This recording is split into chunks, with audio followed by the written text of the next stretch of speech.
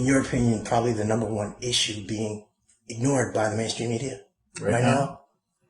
A lot of candidates, but right. One of them is that, well, it was actually suggested to me by a journal that I read from Bangladesh, which was talking about the fact that in the West, the crisis means the crisis of the banks.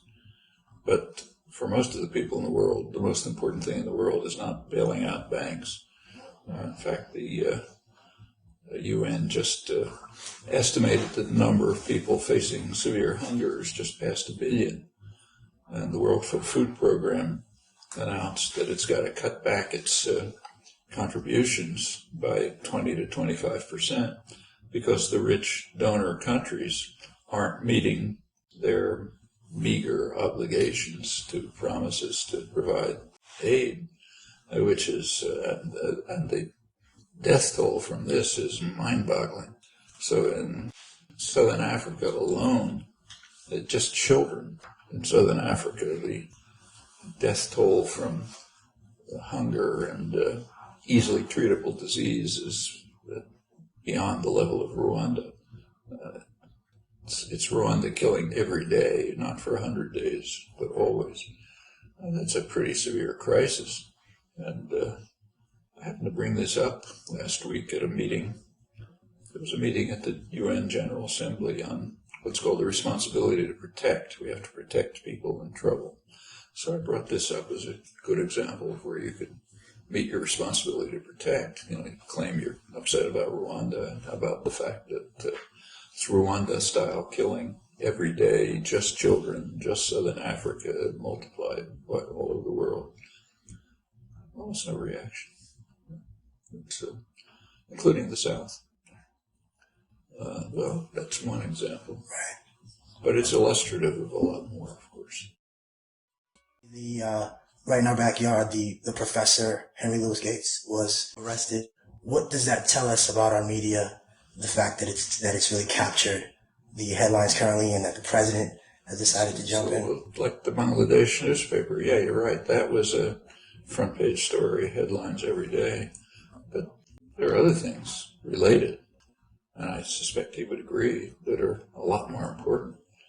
So, for example, I just read a couple of weeks ago one of the most horrifying books I've ever read by Douglas Blackman, called, I think, Slavery by Another Name. It's the first detailed discussion. I sort of knew the general story, but the first really detailed discussion of what happened after Reconstruction. So, there was a little period after the Civil War when blacks were allowed to vote, to got representation, and things seemed to be looking up a little bit. But then Reconstruction ended in 1877. And then in the South, but with the cooperation of the North, so it's joint, they reinstituted a system which was much worse than slavery. It was basically incarceration of the black population under a system of laws which essentially criminalized black life, like vagrancy, or talking too loud, or looking at a white woman, or whatever it may be. They pick people up, toss them in prison. They stay there for life. And that's what created the Industrial Revolution. And big, steel, and so on and so forth, mines, hideous conditions, much worse than slavery, for good reasons. I mean, slave owners, their slaves were capital. They had to sort of take care of them. But here, it's nothing. You just rent them from the prisons. And the descriptions are horrifying. It went right up to the Second World War. After the Second World War, during and after the Second World War, there was a brief change. There was an expanding economy. There was a need for labor, skilled labor. So there was a kind of an opening for African-American men. They could go into the auto industry, maybe get a decent home or something like that.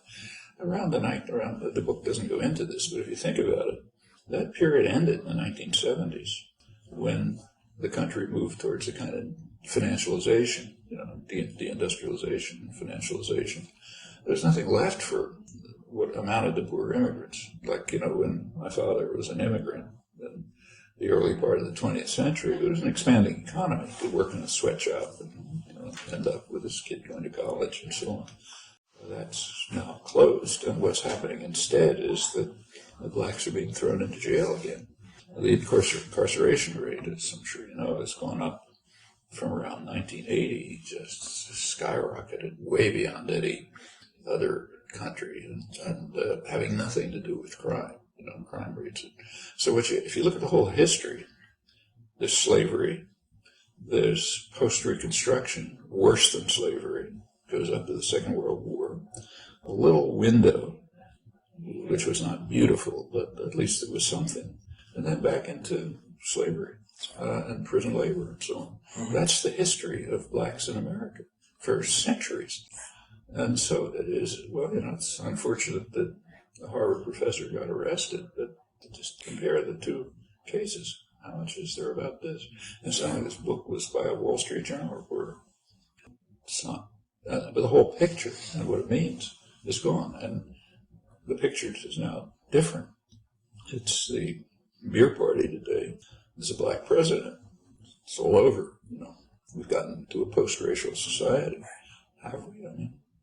Take a look at the history of the present situation. Right. At the closing down of the auto industries, which is what's happening, it's essentially driving back the closing the brief window. It's one piece of what's closing the brief window for most of the black population. I mean, there's an opening for Condoleezza Rice, and Barack Obama, and black middle class, but there always was. The most exciting part of the world right now is Latin America, especially South America, or Latin America altogether. There was, for the first time in 500 years, since the Spanish and Portuguese conquests, the majority of the population has actually is becoming organized, is entering the political arena, is taking over land, sometimes what's called illegally. In Bolivia, which is the most exciting place, I think, the indigenous population, which is the most repressed in the hemisphere, were able to become organized and active enough so that they took over the government. They had a democratic election of a kind that we can't even dream of. I mean, our elections are basically bought. A good indication of the way our elections work is take a look sometime at the statistics on popularity of Congress and percentage of incumbents who get reelected. Popularity, like it can be in the teens, but like maybe 98% get reelected. Well, that's just one indication of the fact that the political system it's a joke. People can only vote for candidates they dislike, or hate maybe. And elections are basically bought. I think if people look closely, the main reason why Obama defeated McCain barely is that the financial industries preferred him. So they poured a lot more money into his campaign than into McCain's campaign. And you can see it in policies. Policies are almost being dictated by Wall Street. It's close to that. So that's our elections. On the other hand, in Bolivia's elections, the poor majority, very poor repressed majority, elected their own candidate, a candidate from their own ranks, poor peasant. And furthermore, they didn't just show up on election day and go home. The election was just one day and continuing ongoing struggles, which have won a lot of impressive victories, like kicking huge multinational out of the country when under World Bank orders it was privatizing water, meaning getting it out of the range of much of the population. Well, the issues are crucial. Control of resources, multiculturalism is a huge issue there. A lot of cultural variety, justice, and so on. And furthermore, the people know the issues. It's not like here, when issues are kept out of campaigns, and for good reasons, because most people disagree with the parties on issues, so keep them out of the campaigns. The issues, elections are run by the public relations industry. As you may know, the advertising industry was so impressed by the 2008 election that they gave Obama the award for best marketing campaign of the year. That sort of captures it. The issues are kept in the background. It's all pleasant rhetoric, change, hope, whatever that means. But there are issues. The issues come from the public, not from the leader, not from the party managers, not from the advertising industry. And therefore, people are struggling about the issues all the time. Well, that's exciting, especially in the poorest country in South America. And it's part of more general changes that are going on in various ways and so on.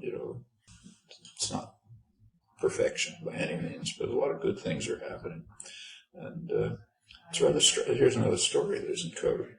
There is, of course, the traditional elites in Bolivia, the people who owned and ran the country, mostly white Europeanized elites. Naturally, they don't like it, so they've been starting a kind of a secessionist movement. They don't quite call it that. They try to pull away, and they have most of the hydrocarbons, so they can be rich. And last September, I guess it was, it led to bloodshed, killed a couple dozen peasants and so on. And there was a meeting of all the South American countries, even including Colombia, the U.S. ally. All the South American countries met. There's a new organization, Union of South American Republics, so they had maybe their first meeting in Chile, and to consider the secessionist tendencies of the bloodshed. And they issued a strong statement supporting Evo Morales, the president, and in response he welcomed the statement and made an important statement. He said, this is the first time in 500 years that South America is taking its fate into its own hands without the domination of external powers. Recently, that means the United States. That was pretty important. So important that it never got a word in the United States. I had a friend do a media check, couldn't find a word. And this is a really important development. This is Washington's position on this for decades has been, if we can't control Latin America, how are we going to control the world? So this is real important, exciting developments. We're seeing plenty of backlash. We're seeing it in Honduras right now, in fact. But it's moving along, and it's exciting and significant, I think. And there are other things. This is, in many ways, I think this is the most exciting. And in fact, the comparison of Bolivia and the United States is particularly dramatic. On the one hand, the richest, most powerful country in history. On the other hand, the poorest country in South America. And they can run democratic elections, and we can't. I mean, that ought to be a front page story in itself. It tells you a lot.